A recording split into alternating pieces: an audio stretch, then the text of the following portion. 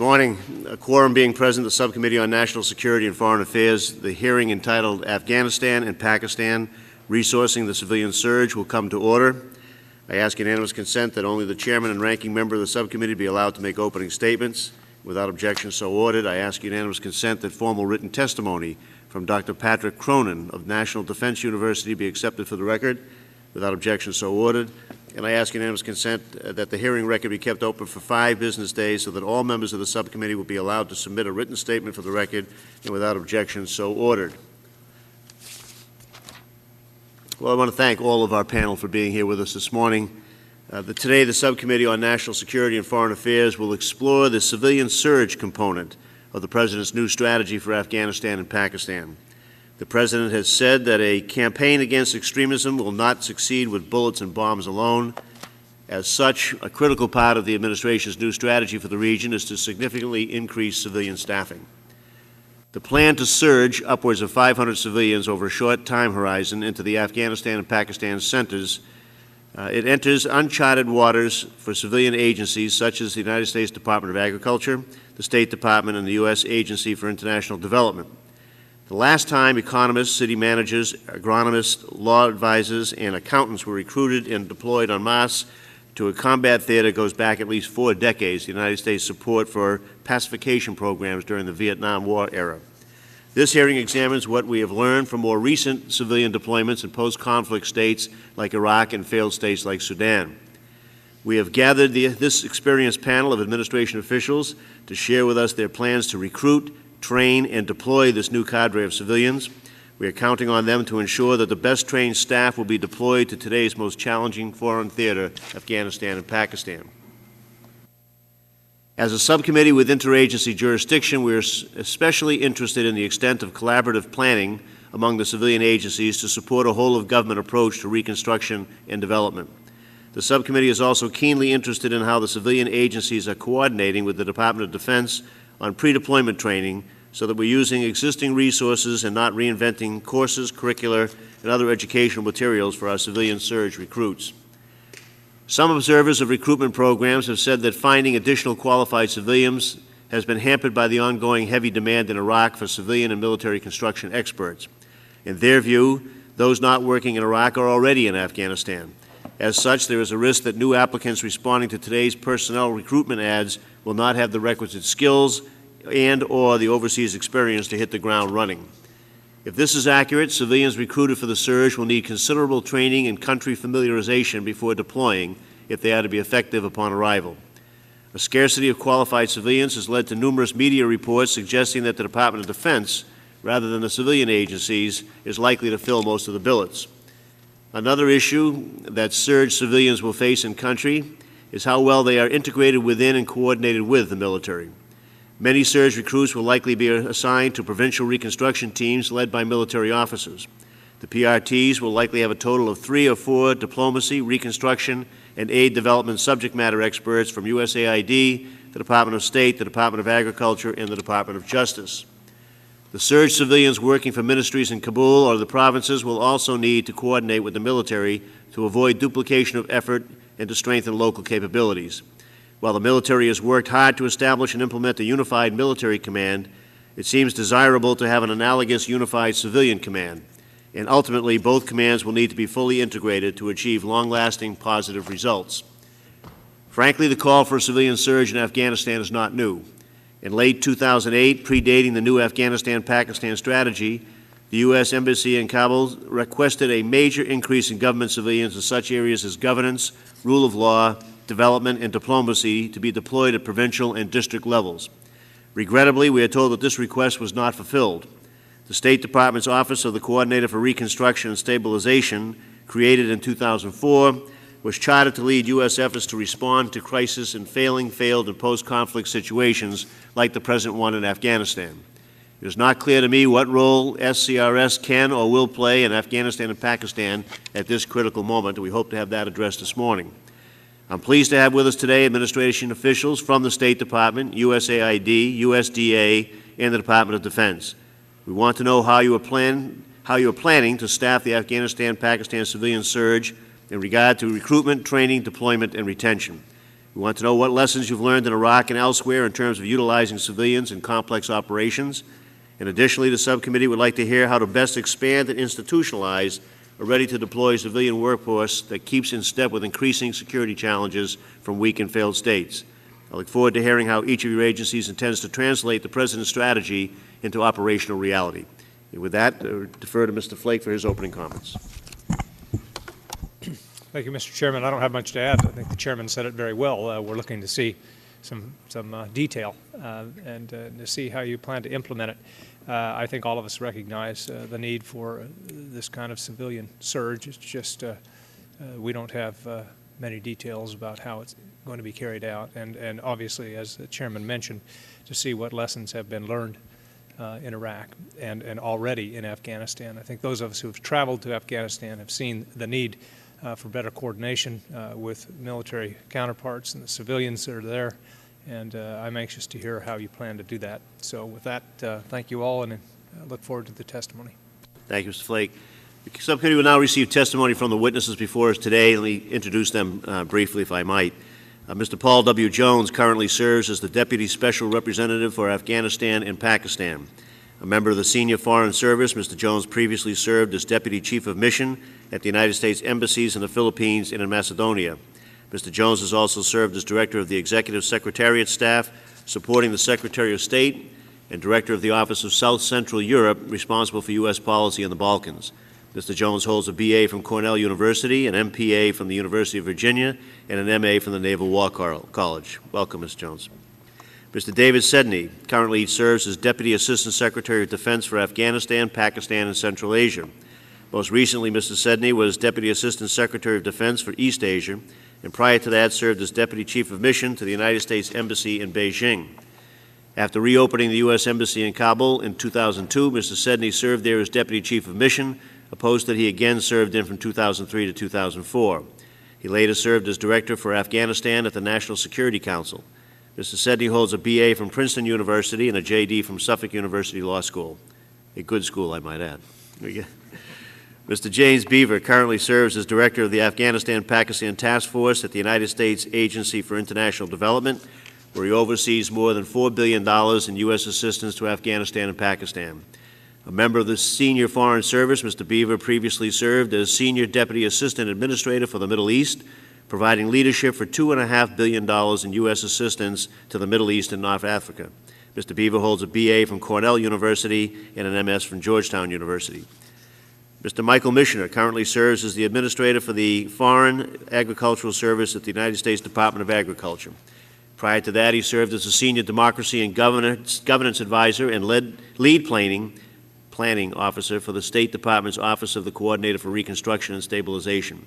Mr. Michener also previously worked for the State Department as the Lead Iraq Policy Officer for Democracy and Human Rights Assistance Programs. Mr. Michener holds a B.A. from the University of Maryland. Ambassador John E. Herbst currently serves as the Coordinator for Reconstruction and Stabilization at the United States Department of State. A member of the Senior Foreign Service, Ambassador Herbst previously served as U.S. Ambassador to Ukraine and Uzbekistan and has held other postings in Jerusalem, Moscow, and Riyadh. Ambassador Herbst holds a B.S. from Georgetown University and a Master of Law and Diplomacy from the Fletcher School of Tufts University. I want to thank all of you for making yourselves available today. It's practice of this subcommittee to have members of the panel sworn in before they testify, so I ask you to please stand and raise your right hands. Do you solemnly swear to tell the truth, the whole truth, and nothing but the truth? Thank you. You may be seated. The record will reflect that all of the members of the panel answered in the affirmative. In your written comments, which you were kind enough to submit in advance to the panel, will already be on record and accepted as that. So we ask you to please give us a statement of 5 minutes or less if you can, and from that we'll ask some questions and proceed accordingly. So Mr. Jones, if you'd be kind enough to begin. Thank you so much, Mr. Chairman Tierney and Ranking Member Flake, distinguished members of the subcommittee, for inviting me here today. It's a real privilege to appear before you. Ambassador Holbrooke and his interagency team are committed to working closely with Congress as we implement a new strategy for Afghanistan and Pakistan, and we appreciate the deep interest and knowledge among the members of this subcommittee. Congressional support for the President's strategy and the resources needed to implement it are critical to our success, and we look forward to continuing this fruitful dialogue. I'm here today to discuss the significant civilian increase particularly for Afghanistan that the President announced in late March. At that time, he noted that quote, to advance security, opportunity, and justice, not just in Kabul, but from the bottom up in the provinces, we need agricultural specialists and educators, engineers and lawyers, unquote. We are working with 10 other U.S. government departments and agencies to identify and deploy civilian personnel to work alongside not only U.S. military personnel, but also our Afghan and international partners. This civilian increase is one of several significant elements of the administration's new strategy, and it underscores our conviction that achieving counterinsurgency objectives in Afghanistan and Pakistan will require enhanced civilian-military coordination at all levels. You have the details of the plan in my written statement, but let me highlight just a couple of key components. U.S. civilians will help build Afghan government capacity in the most dangerous, insurgent-afflicted parts of the country, and will also expand programs to create jobs and build local economies. The U.S. Embassy and U.S. Forces Afghanistan, in coordination with the International Security Assistance Force, ISAF, determined that approximately 420 more U.S. civilian specialists were needed in specific locations between July 2009 and March 2010 to work closely with our military to focus on the hold and build phases in contested parts of the country. The new personnel will also have a multiplier effect as they hire additional Afghan staff and expand NGO partnerships.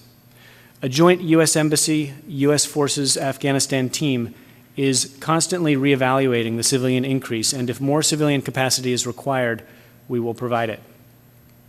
We adopted a whole-of-government approach to meet the civilian requirements. Experts from the Department of State, USAID, and the Department of Agriculture constitute the core of the civilian teams that will deploy outside Kabul to the provinces and districts with our military. Personnel from the State Department's Office of Reconstruction and Stabilization are helping to integrate civilian and military activities, and we expect they will also fill some civilian increase priorities in the field. Despite the risks of deploying to an active conflict zone, I'm pleased to report that there has been a tremendous response to the call to duty. As a result, we are on track and on schedule to staff the entire civilian increase with highly qualified state, USAID, and USDA permanent and temporary hire personnel in the field. A new service recognition package will provide those serving in Afghanistan with the same benefits as those serving in Iraq. Many applicants have prior experience in Afghanistan or Iraq and are eager to once again serve on the front lines. If staffing gaps develop, we will immediately turn to other hiring streams, including the Department of Defense's civilian expeditionary workforce, and, if needed, examine the possibility of utilizing military reservists in civilian attire and under Chief of Mission Authority. To ensure the civilians are fully prepared, we are upgrading an integrated civilian military training program that all civilians will attend. To ensure that civilians are well led and coordinated, we are upgrading our leadership at Embassy Kabul and in the field.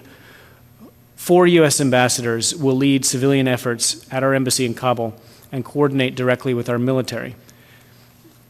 To illustrate how the civilian increase will work, let me give it as an example, just one Afghan province. In Helmand province in the south, where significant new U.S. military personnel will deploy, we currently have 1 State Department representative, 1 USAID development expert, and 3 Afghan staff on the British-led Provisional Reconstruction Team located in the capital. The civilian increase will add 11 additional State Department representatives, 4 USAID development experts, 1 USDA agricultural specialists, and 6 Afghan staff. They will work with the new military units to establish 3 new district support teams. At the same time, USAID's implementing partner staff will increase from approximately 30 to 35 international personnel and from approximately 400 to 450 Afghan specialists working for NGOs which are funded by U.S. government development projects. This influx of additional U.S. and Afghan civilian personnel will add significantly to our ability to build local Afghan government capacity and oversee assistance projects while teaming up with military colleagues to stabilize this conflicted province. We know from experience in Afghanistan and Iraq that lack of security can inhibit civilian effectiveness by limiting the ability of civilians to travel outside of military bases. We very much welcome General Petraeus's strong commitment to ensure maximum freedom of movement for civilians, and we will work closely with his team to make that operational. Civilian field presence is, of course, not simply a U.S. job. Our coalition partners are playing an important role. Some, like Canada and the United Kingdom, have had significant civilian field presence in southern Afghanistan for some time. We encourage our partners to augment their civilian field footprint and are actively coordinating in Kabul with the help of the United Nations. Significantly, I might add that subject was explored among the special representatives that just met in Istanbul. Ambassador Holbrooke and his colleagues were talking about the very subject yesterday. Significantly, the Afghan government recently presented a plan for some 650 international and Afghan technical experts. We're discussing actively with the Afghans and our partners how much of that need is being met by planned civilian increases and what more maybe need to be done. Finally, I would like to cite the important work of the Special Inspector for Afghanistan Reconstruction, SIGAR. Ambassador Holbrooke and his team strongly support the role of General Fields in closely monitoring the disbursement of assistance. The Afghan government has specifically asked SIGAR to advance its own anti-corruption efforts. SIGAR is Congress's representative on the ground, and we would like to see them deployed in every province. We value SIGAR and respect their independence. To the extent that Congress is willing to expand its mandate and responsibilities, Ambassador Holbrooke has made clear, we would very strongly support that. Thank you again for this opportunity to appear before you today, and I look forward to your questions. Thank you, Mr. Jones. We appreciate your testimony. Mr. Sedney. Mr. Chairman, thank you and the members of the committee for this opportunity to testify, and I can confirm that this is the first time that I've appeared before Congress to a fellow Suffolk University alumni. The appearance here with my interagency colleagues is, I think, a very accurate reflection of exactly what my colleague Mr. Jones said about the interagency approach here. The Department of Defense in this effort, civilian effort, is playing very much a supporting role. As you know, the strategic review that the President ordered and that the administration carried out came to the conclusion, after extensive consultation, I might stress, with our allies and friends, and looking at the experiences not just in Afghanistan but also in Iraq, the importance of a need for expanded civilian presence. We are currently implementing, as Mr. Jones said, a request for over 400. General Petraeus has made very clear, he has pledged that we will, the Department of Defense, CENTCOM, the U.S. forces on the ground, will provide the necessary support for additional civilians, to include the security issue that Mr. Jones mentioned, as well as other areas of support that are necessary. If there are additional personnel beyond the current request, we will be prepared to support those as well. And it hasn't happened yet, but if the State Department were to ask us for additional help, as Mr. Jones said, the Department is prepared to respond. That request hasn't happened yet, but if it does happen, we are prepared to respond. On May 11th, Secretary Gates signed a memorandum directing the Undersecretary of Defense for Personnel and Readiness to identify civilian employees capable of deploying in Afghanistan in support of U.S. government initiatives. This initiative is to identify potential candidates if a request is made. But I want to again say we are supporting the State Department in this. The Defense Department is not in the lead. There is no plan for the Department of Defense to take over this activity. We are in support of the Department of State. The planning to integrate the civilian military effort that you mentioned in your statement, Mr. Chairman, is very much underway. The Integrated Civil Military Action Group at the Embassy and the interagency team, which includes the U.S. Forces Afghanistan as an integral part, is coordinating our lines of effort in this area. We are, of course, continually reviewing how to do this better, how to make sure that we are able to carry out the requirements of the president's policy. We will not get everything right at the beginning, I'm sure. We will have to review how things are going, and if there are areas where we need to make improvements, we will. But I would say that given the level of interagency cooperation here, the level of interagency attention to this, I'm very optimistic that we will be able to succeed. With that, Mr. Chairman, ready for any questions you may have later. Thank you very much for your testimony. Mr. Beaver. Thank you very much, Chairman Tierney and Ranking Member Flake and other members of the committee. I'd like to start, if I could, with a short little story of the time when David Sedney and I served together in Afghanistan 5 to 6 years ago. We had the task of rebuilding the Kabul-Kandahar highway through an extremely dangerous part of Afghanistan at the time. I was invited to have, this was in Zabul province in the southeast. We were invited to lunch with the governor at the time in Zabul province. He was later assassinated, sadly, but at the end of this lunch, which was with tribal leaders, as I was leaving with my convoy, one of the large Pushtun tribal leaders came up to me and pulled my arm and reached out and pointed to my watch and said, "Remember one thing, you Americans have all the watches, Taliban have all the time." That made a very lasting impression on me. It was, in fact, an epiphany in my own career because I was eligible to retire at that time. And I thought, no, this struggle is too important for all of us. And this is a long struggle and one that requires input on the development side as well to help evolve people's minds and attitudes. As a result, here we are a number of years later. USAID still takes Afghanistan and Pakistan extremely seriously. We take the staffing up of our involvement very seriously. We've cooperate very actively with the members here at this table, interagency, and at the National Security Council. We look forward to a new partnership with Michael Michener and the Foreign Agriculture Service of the U.S. Department of Agriculture. And we have formed a whole-of-agency task force at USAID since Thanksgiving to oversee a combined Afghanistan-Pakistan effort within AID.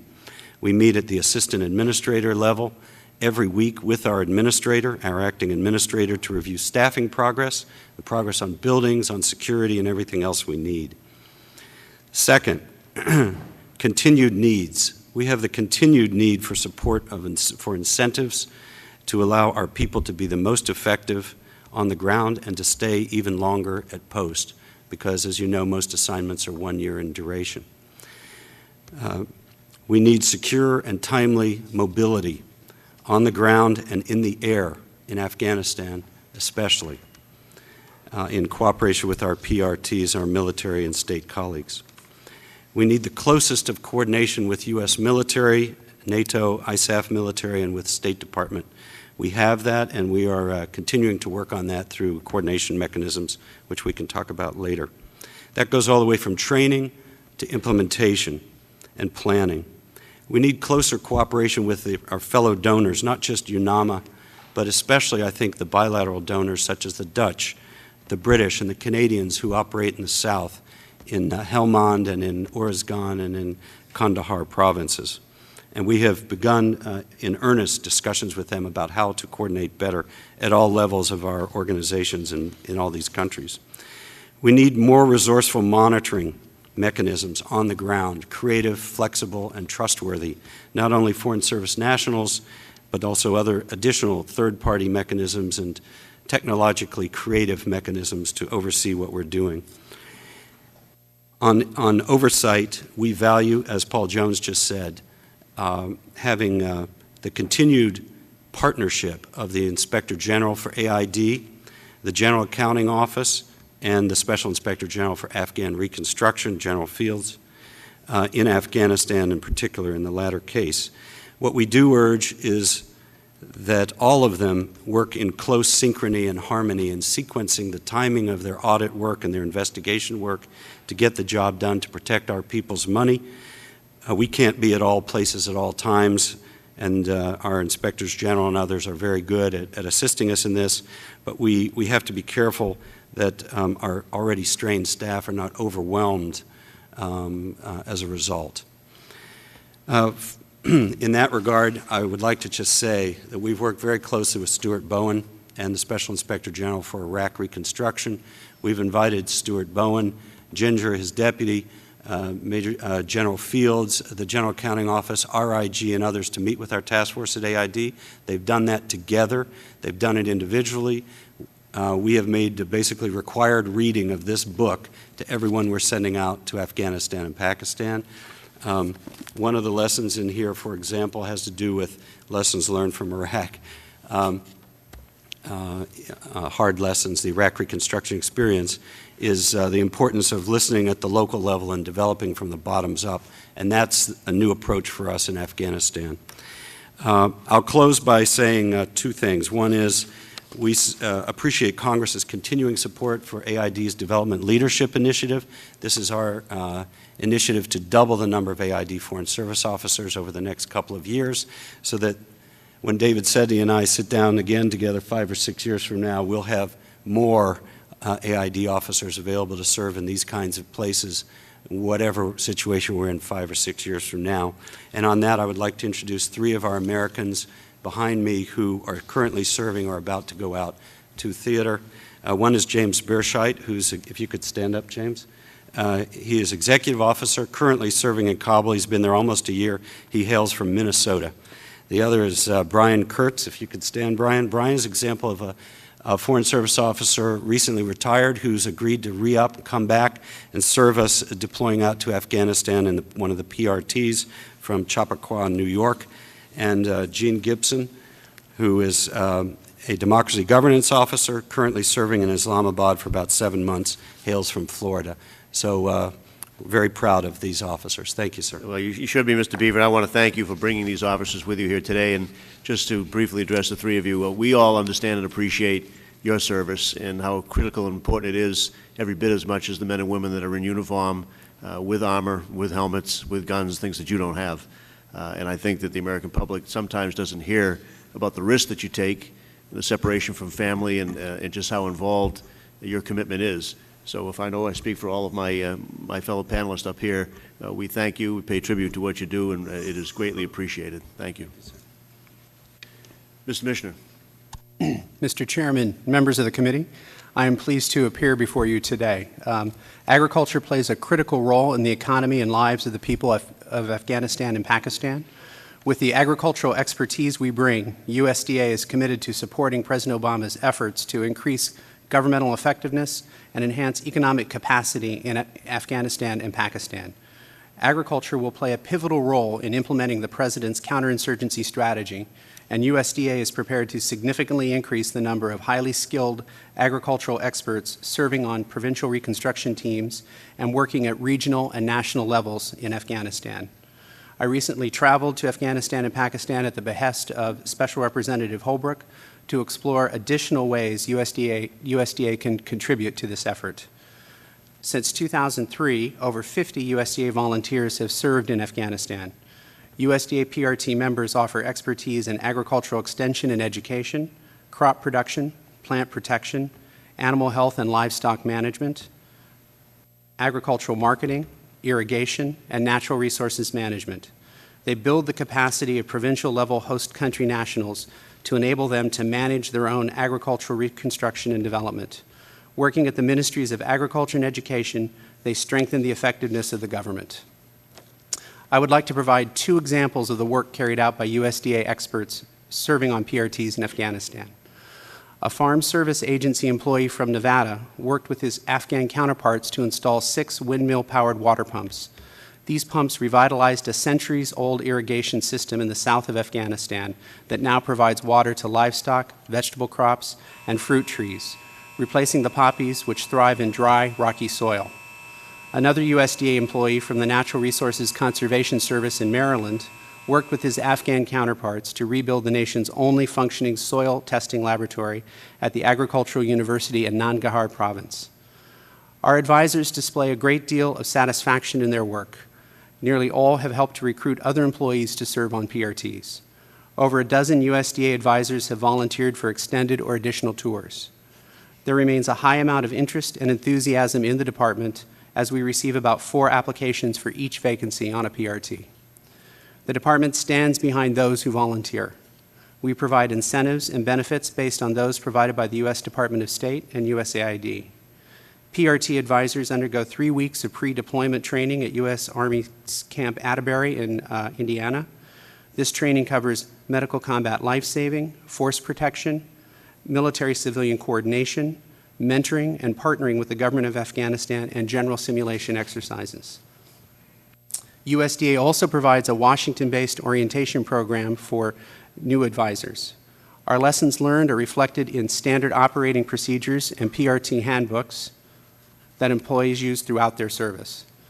The new advisors also undergo an intensive orientation program upon arrival in Afghanistan.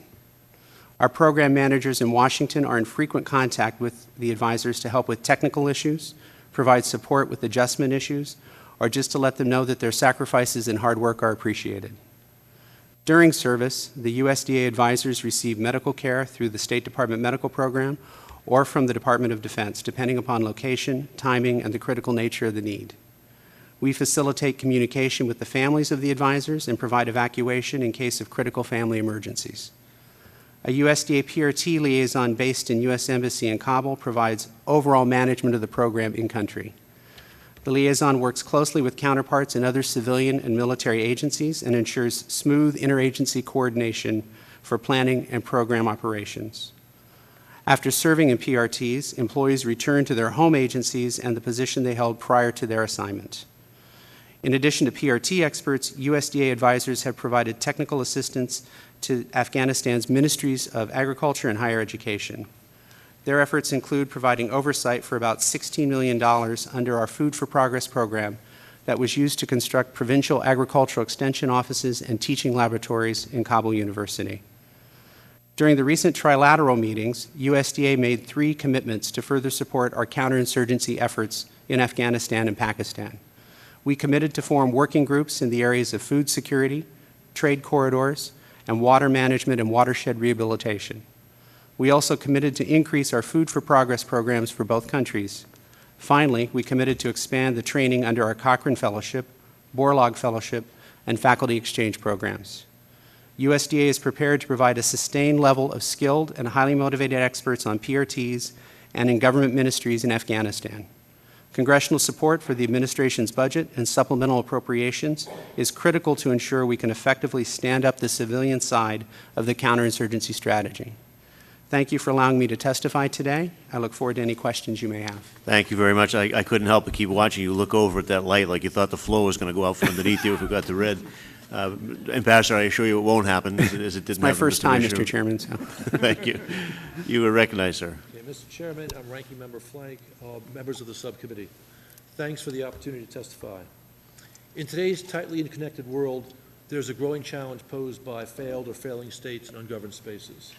Such areas can become breeding grounds for terrorism, weapons proliferation, narco-trafficking, piracy.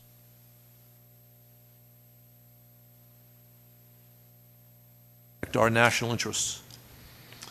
The steps to successfully meet this challenge on the civilian side are not unlike how the military prepares. We need to build the necessary human capacity. We need to develop planning and management systems. We need to train our experts and equip them with the necessary skills for the situations they'll encounter.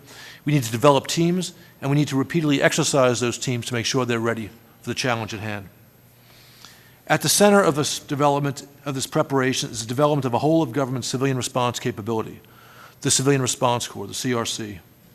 As we conceive it, the CRC is to be composed of 3 components: an active component of 250 full-time first responders from across 8 civilian federal departments and agencies, a standby component of 2,000 across those same 8 agencies, and then a 2,000-member reserve component drawn from the private sector, state and local government. To date, $140 million has been appropriated to establish, train, and equip a 250-member active component and a 1,000-member standby component. The first fund, $65 million, came to us about 7 months ago. The remaining funds, $75 million, were appropriated 2 months ago in the omnibus bill. In the 2010 budget, President Obama has requested for the Civilian Stabilization Initiative $323 million to allow all three of the CRC components to be realized as intended and needed.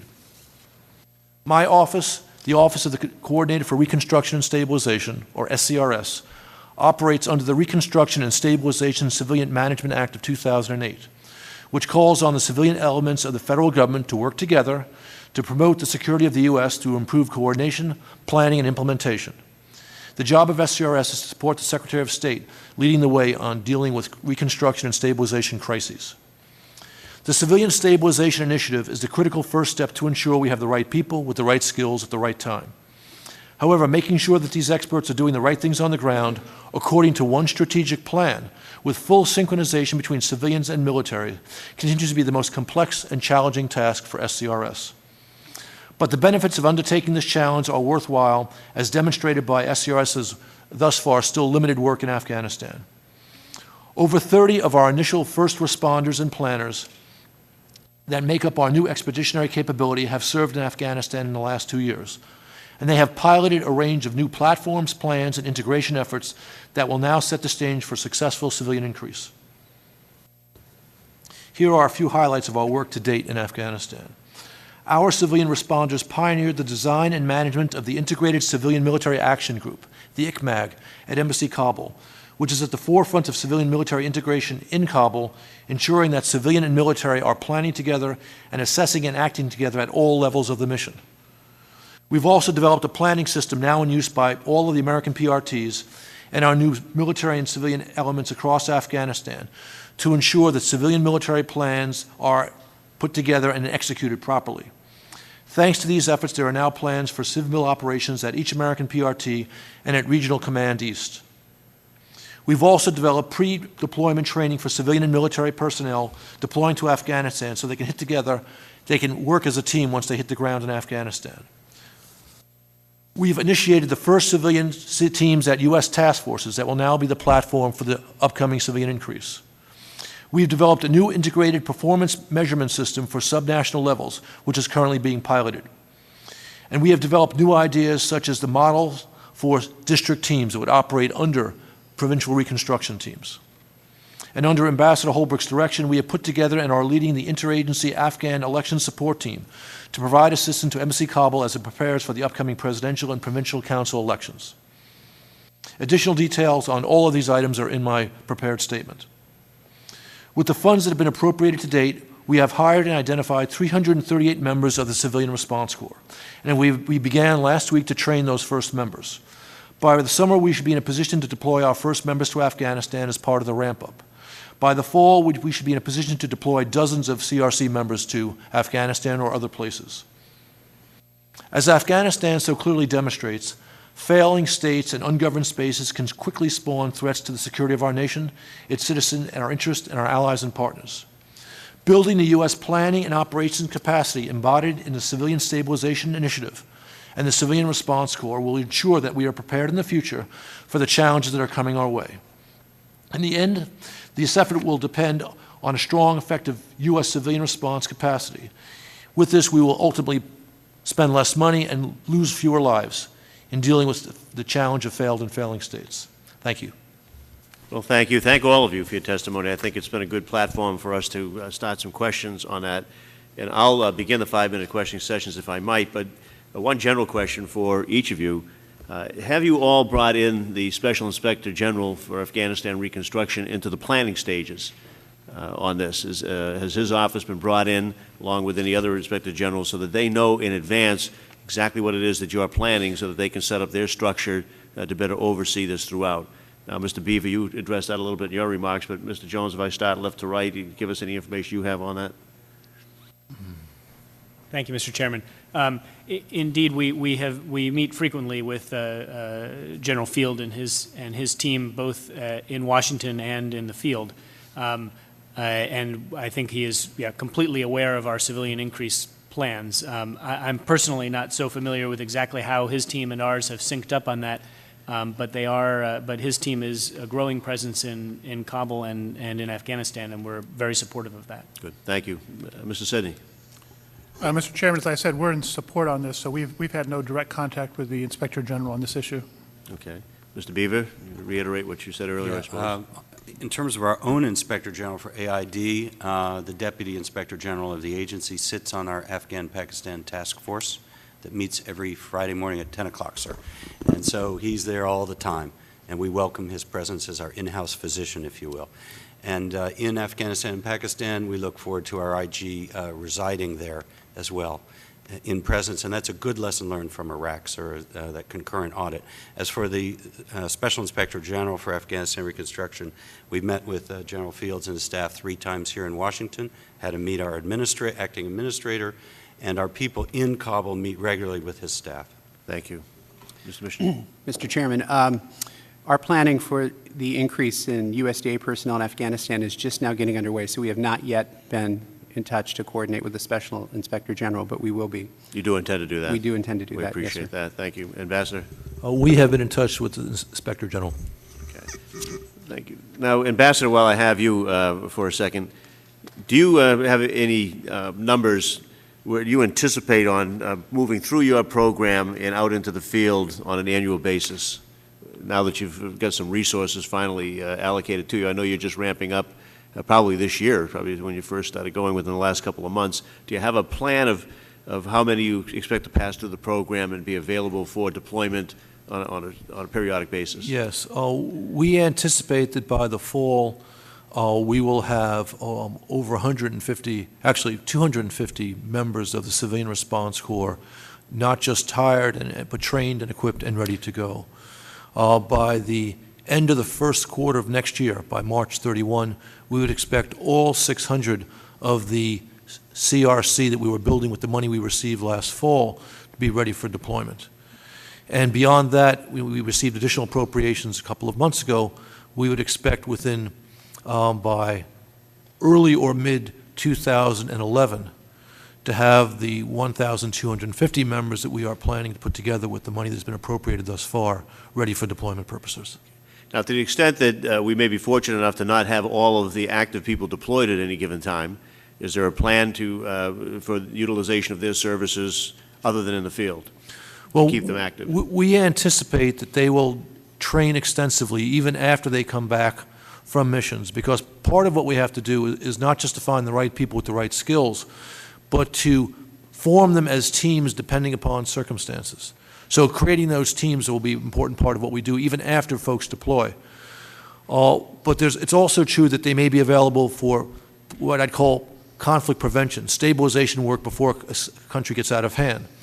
And there are, as I think you know, anywhere from 30 to 50 countries which are in the failed or failing state category. So unfortunately, there's a great deal of work for people with these skills to do. So I expect that they'll be deployed quite regularly.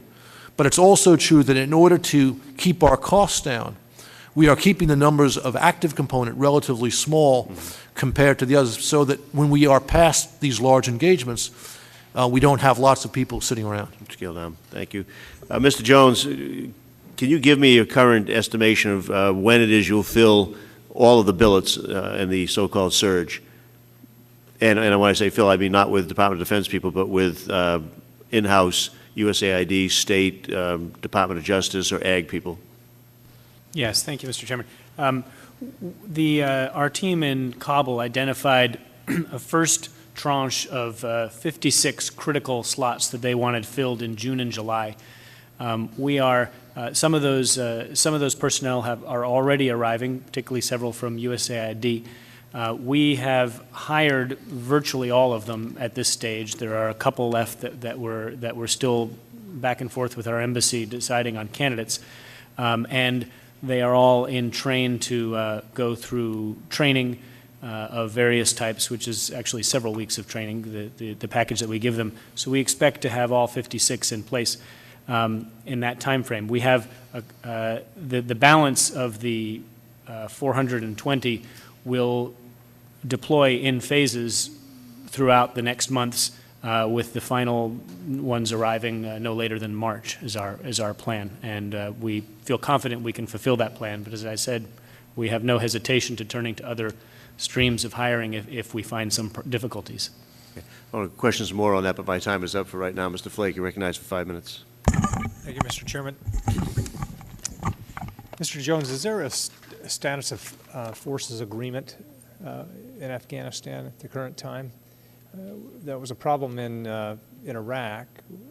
Contractors didn't know what, if they were immune to charges or whatever else. What do we have to ensure that we won't have those problems in Afghanistan?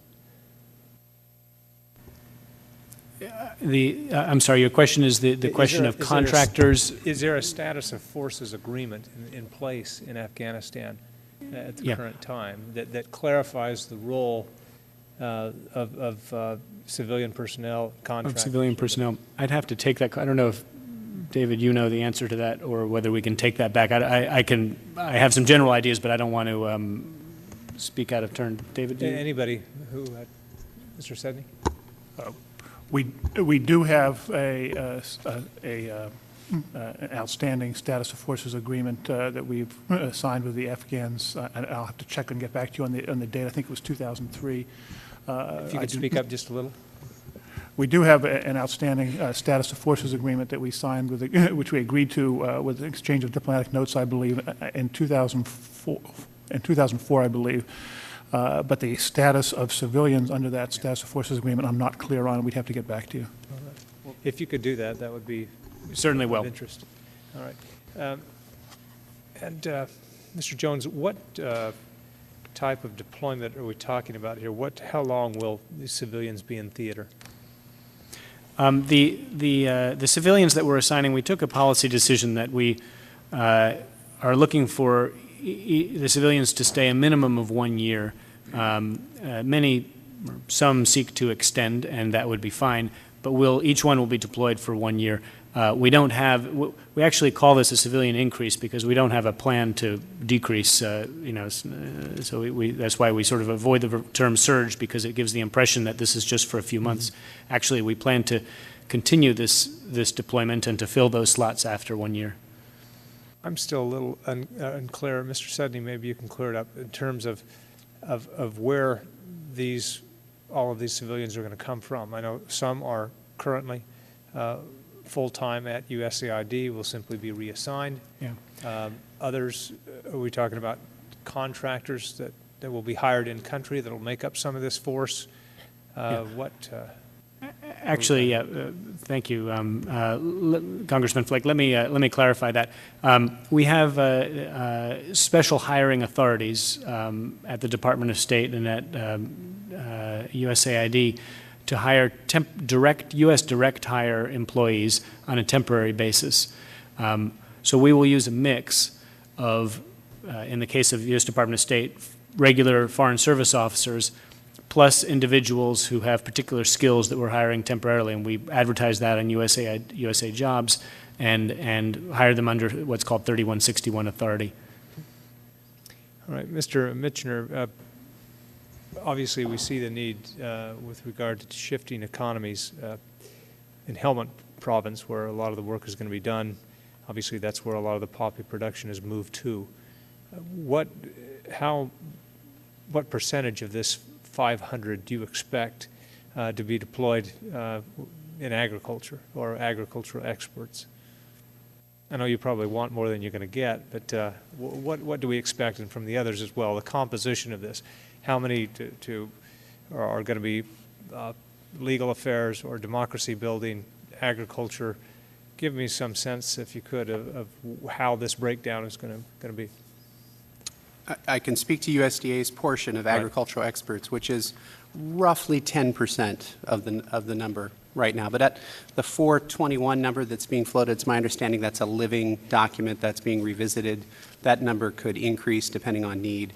And I also want to stress that USDA is not the sole source of agricultural expertise. Yes. There would be USAID agricultural experts as well. All right. But that's surprising. That's a little smaller than I thought it would be in terms of the agricultural experts. Mr. Beaver, did you want to comment? Yeah, I can just add that we are entering into a partnership with U.S. Department of Agriculture to make sure that both the public sector, government functions of the agriculture sector are adequately covered, along with the private sector business end of the equation and the infrastructure requirements as well. as we already have some agriculture officers in country, and we will be adding at least another 16 or more specifically agriculture officers out of the 150. We also have breakouts for the numbers of engineers, numbers of governance officers to work at local government levels, and private sector officers, as well as what we call general development officers, who also can cover agriculture because they've had some background in that area. As the situation evolves, we will bring even more on board. If we find that that's what's particularly required, we will concentrate in the South and the East in this regard. Thank you, Mr. Chairman. Thank you. Mr. Foster, you recognize for 5 minutes. Thank you. Could any of you say anything about the age distribution of the civilians being deployed for this effort? I mean, is that easy to characterize one way or the other? Are these a bunch of starry-eyed kids coming out of college? Are they a bunch of retired people? Is there any easy way to characterize that? Where would you put yourself in that crowd? What? I don't know. I've retired from 2 careers so far, so I don't know. If I could, thank you, Congressman. If I could just begin with that, I personally reviewed all the resumes of all those we are hiring in this first tranche, and I didn't really focus on age, but the experience was quite remarkable. I mean, I think, in fact, in this first tranche, I think virtually all of the candidates, at least that are being hired by the State Department through this temporary hiring authority or foreign service officers, were already well known to our embassy colleagues in Kabul because they had been in Afghanistan before in some capacity. A couple of, and really a range of different backgrounds, experience from former military, some former academics who had clearly done research in Afghanistan before, and then people who had been deployed in Iraq and Afghanistan. So I doubt any were young, and certainly all were very experienced. Okay. How does the size and scope of this effort compare to what NGOs might be attempting in the area? And are NGOs viewed as a force multiplier or an annoyance by the people that are having to deal with them? And are we doing everything we can to make maximum use of them? Sir, I can just respond to that, and I can also follow on Mr. Jones' comments about the caliber of people we're bringing on board. They are very carefully scrutinized. We have a very careful selection process by teams of people at AID headquarters and the mission who look at who these people are and check their references. They are generally quite seasoned people. Even if they're retired, they might still be a little starry-eyed, but they're not wet behind the ears. And most of them are what we would call battle-hardened, meaning they've worked in civil strife settings or in developing country settings in their own profession. In terms of NGOs, we see a great opportunity to increase and deepen and expand our involvement with non-governmental organizations. There is a caution there, though, that in both Afghanistan and Pakistan, there is a caution, though, in hitting the right balance, because both of the host governments are concerned about how much attention we strengthen the government functions at all levels as well as the non-government functions. And so getting that balance right is going to be a matter of dialogue. But the NGOs are, Pakistani and Afghan NGOs are certainly very active already and willing to step up to the plate. We have to check to make sure they are accountable and that they use the money, which are given as gifts to them of our people's money, in the way that they are intended to be used. But with that, they have the access on the ground that's needed and the insights, so we will use them even more.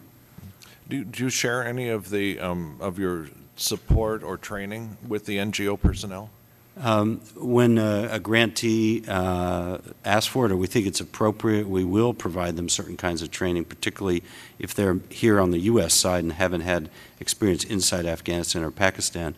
But in terms of inside the country for local NGO groups, we often will have our controllers or contracts officers or technical people, as part of the grant, strengthen their ability to function effectively. And so not only do they help us get the work done, but they're stronger as a result of it a few years later. And are there Blackwater-type private security contractors used anywhere in this effort?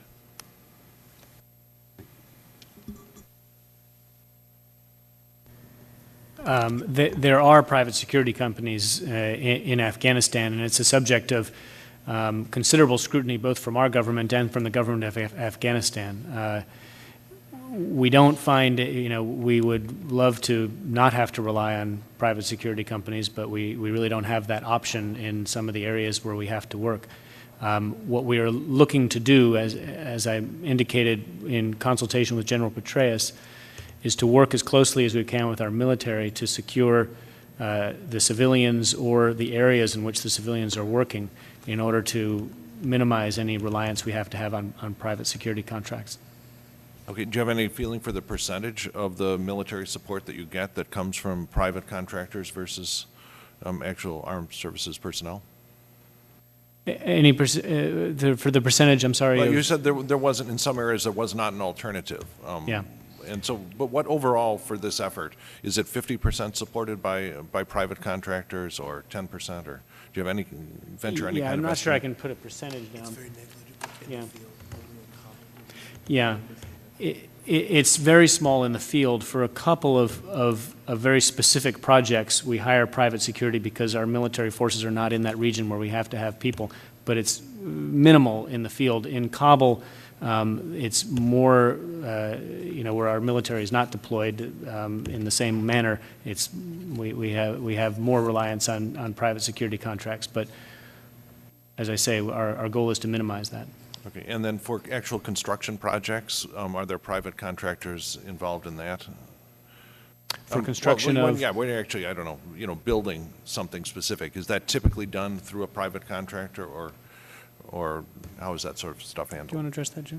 Mr. Beaver, Yes, you want to respond to that? on the construction work and buildings and so on, both state and AID use private construction companies, both U.S.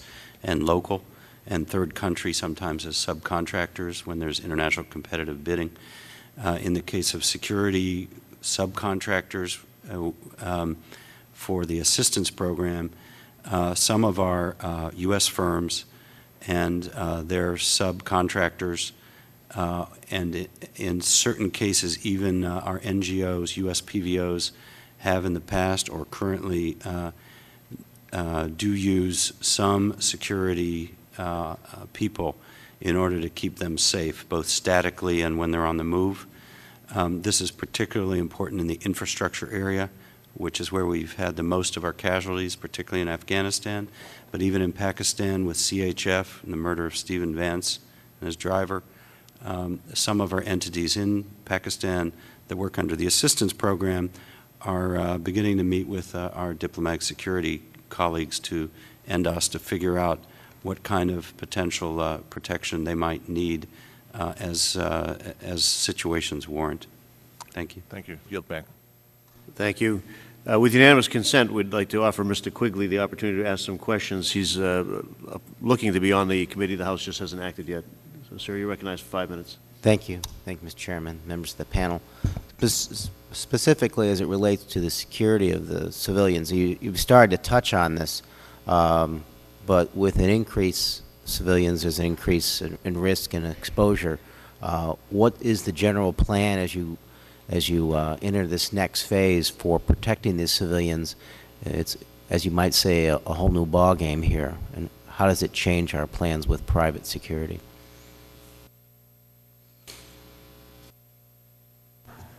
The civilians were in the field, deployed in the field, will be deploying out of, they'll be based on military platforms, either in the provincial reconstruction teams or the district support teams.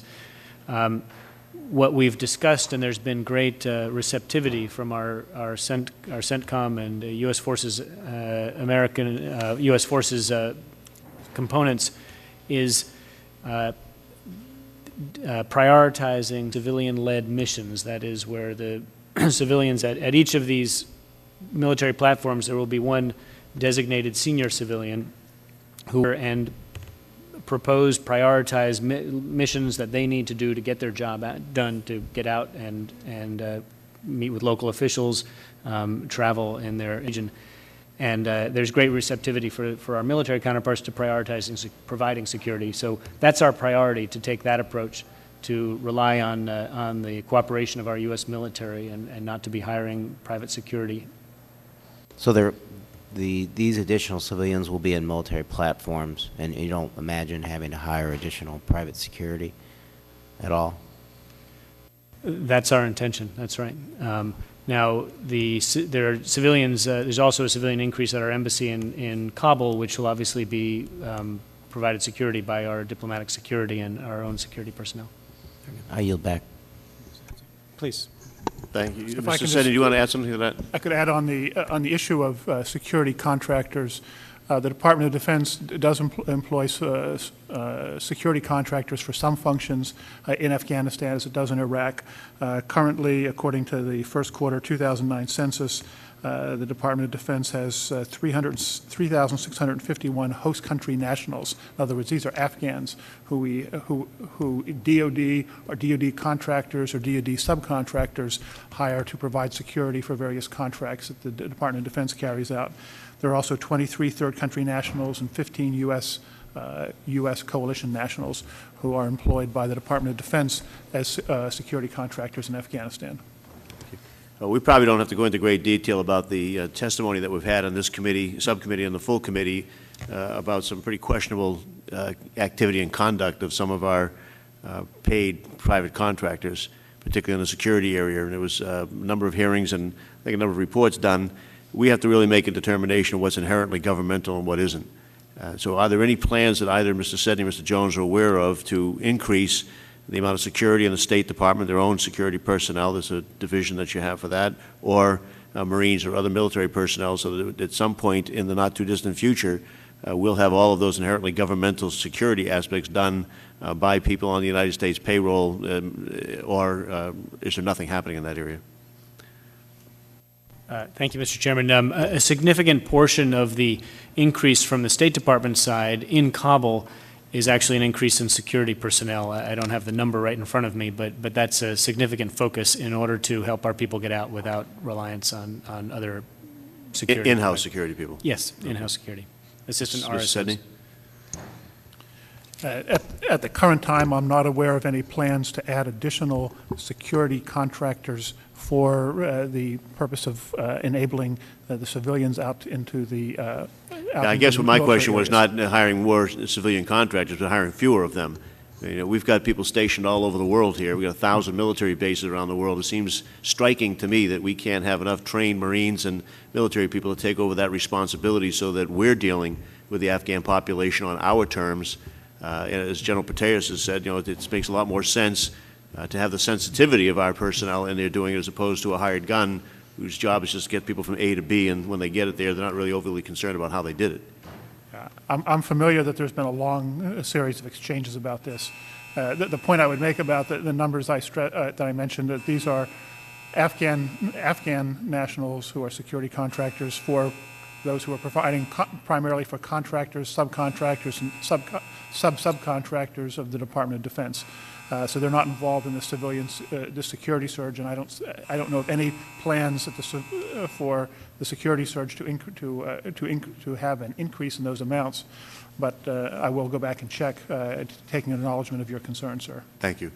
Mr. Jones, are you the person that's in charge of this thing writ large? I mean, are you the one that's going to know how many United States and allied civilians are out there, how they're coordinating their activity, who's doing what, how many people are stationed, what are PRTs or other provincial or district places, monitoring the progress of this, monitoring how Ambassador Herbst is doing, putting people through the pipeline, whether you're going to meet the goals and the numbers that you need or look elsewhere? Is that your job? Well, let me, with a lot of help, yes. But if I could just describe a little bit about the structure. Our Deputy Secretary of State, Jack Lew, is personally engaged on this issue and has told us that any bottleneck, any trouble that we have in filling these positions go directly to him for his adjudication to make sure that they are opened up, and he's in direct contact frequently with Undersecretary Michelle Flournoy and other senior members of the administration. So we have that element. Another element that's very important is at our embassy in Kabul. We have, as I mentioned, 4 ambassadors. One ambassador, Tony Wayne, will be arriving shortly. He's responsible for assuring all of our interagency assistance is coordinated, especially out in the field. And then Ambassador Joe Musamelli is responsible for ensuring our interagency management is coordinated, and making sure that the flow of these people is coherent and demand-driven out to the field, and that they're supplied as well. Okay, so it's Mr. Liu, and then you, and then those four fellows that you were just talking about. We have a whole team, actually, sir. There's a lot more of us, but no, but I'm just saying, basically, will this committee want to know where to come back to get it run. We don't want to drag everybody back in if we don't have to, but we want to go right to the source of people who know the answers on this and be responsible for it. Yes, sir. So I'm looking at the right office right here. Yes, sir. Thank you on that. Mr. Beaver, one of the questions we keep having in some of the more delicate areas of Pakistan and Afghanistan as well is we put more resources in, sizable amounts of money for redevelopment and construction, and on that basis, how are we going to be accountable for that money? A lot of those areas we can't really safely send in some of our civilians to do that kind of accountability work, to assess how the progress is going and whether the work is actually being completed or not. What are your plans in some of those areas? Thank you, Chairman. It's an excellent question, and it's a continuing challenge for us. I want to be straight with you on this, especially in those highly dangerous areas. As we increase the number of our direct hire officers, and as we get the assistance we need from either our diplomatic security, RSO, regional security officer at post, and or from U.S. military in the case of Afghanistan, also to be able to get our people out, we will have more of our officers out there to sort of kick the tires and make sure things are going right. But we also have, in both places, independent monitors. We hire other firms and other groups to keep eyes and ears and brains, either contractors or sometimes they're cooperative agreement grantee partners who have the ability to move around the area without attracting attention. And how do you assess their reliability and their honesty on that situation? Pretty high, not completely 100% foolproof. Sometimes they miss things, either because of the timing of when they've done a visit on a construction project or something, or other phenomena like that in very hard-to-reach places. We also use our Foreign Service nationals, which are an extremely valuable asset to the American people in these countries. But even if, I mean, I really respect the difficulty you're having here. We were in Pakistan, and even some of the foreign nationals have a difficult time getting up into the areas that we're doing this work. So is there a backup plan on that? Well, we also invite concurrent audit by our Inspector General, who then in turn hire local auditing firms who in turn use Pushtun, for example, to get up into the areas. But in the case of FATA, Northwest Frontier, you have to be from those areas to be credible and to be able to get around safely. So it is a challenge. We keep working at it. In the case of Afghanistan, we have certain other means which we also like to employ. For example, when U.S. military travels around, we sometimes ask them to give us feedback, especially if it's in a combat area, to give us feedback on how things are going. We don't have those capabilities, of course, in Pakistan, but we're very mindful of this, sir, and we're looking for technological assets which could help us as well. Thank you. Mr. Flake, do you have any additional questions? Just a few. Ambassador Herbst, the PRTs, many of them are obviously run by our NATO allies. They have different rules of engagement, mission limitations. How are we going to, and I know from previous testimony and from visits that many of us have taken to the area, there isn't very good coordination. There is striking lack of coordination, it seems. How is that going to change? What will this do, having a lot more civilians there? What will it do to change the dynamic that we've seen where it's difficult to mesh our efforts with theirs? And would you agree with that assessment, by the way? I'm not sure that I'm the right person to answer your question because while we are doing things in the field in Afghanistan and we believe coordination is very important, and we have also had some contact, a little bit of contact with other PRTs, we don't have any formal responsibility for it. I don't know if one of our other panelists will want to take a crack at that question. Somebody else on the panel can answer that? Mr. Jones? Thank you. Thank you, Congressman Flake. Obviously, coordination is a major challenge, and particularly when we're dealing with multiple countries and multiple different sort of structures and models of field presence provincial reconstruction teams. Two things. We have begun in Kabul fairly recently, over the last several weeks, an interaction hosted by the United Nations to coordinate better the civilian deployments outside of Kabul, and particularly focused as an important point of entry, the Afghan government's request for 650 technical advisors from the international and Afghan community.